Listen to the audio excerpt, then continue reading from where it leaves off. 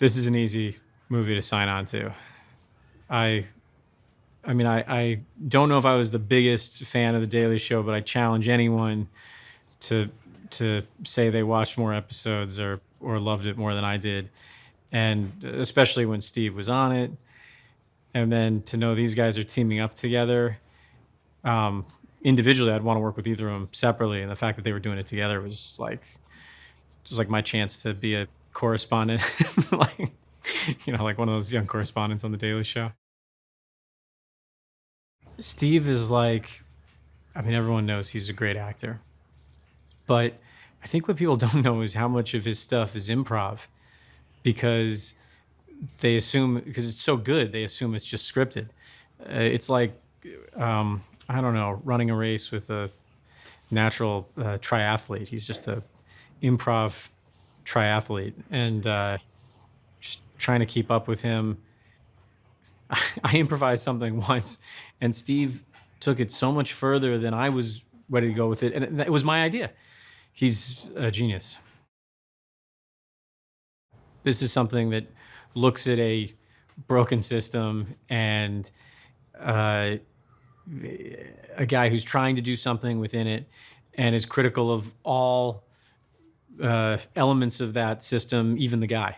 So I just thought this is like Doctor Strangelove or something. These movies that I grew up loving, where they're critical of uh, everyone in a way that makes you laugh. The script, when I read it, had my attention all the way through it, but the end really blew me away. And John's just an amazing writer. Then when I got on set, he's an amazing director. And um, look, all actors have been in films that don't have a lot to say. This film has so much to say, and it says it so seductively because it's funny. Something I admired about the town John chose is that a lot of movies that want to make statements about America are actually kind of making it about a fictional America that doesn't really exist. It's kind of an idea of America that exists in our head. And when I arrived on set and I saw what John had put in the script, but then what he'd kind of put into practice here is it's actual America. It's a heightened story about our political system, but it takes place in real America. We're not on a backlot. We're really here.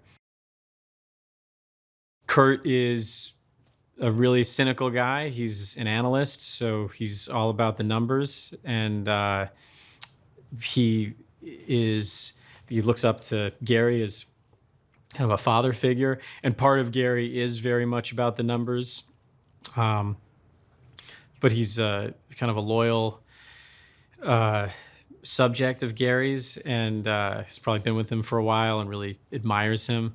Very easy to play that opposite Steve Carell because I sit in these scenes and I kind of have the same relationship with him that I'm sure Kurt has with Gary, which I just want to become him. He's so good.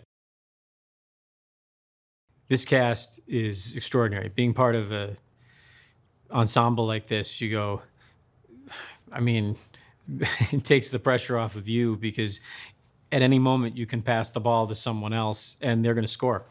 It's just like being part of a great team. Rose Byrne is someone I've never worked with. I know a little bit and I've really admired, and she's hilarious. Chris Cooper is, one of the greatest actors of our time, and I get to ride to work with him in the morning. Uh, Natasha Lyonne is, I think I have the most stuff opposite her. I'm a huge admirer of hers.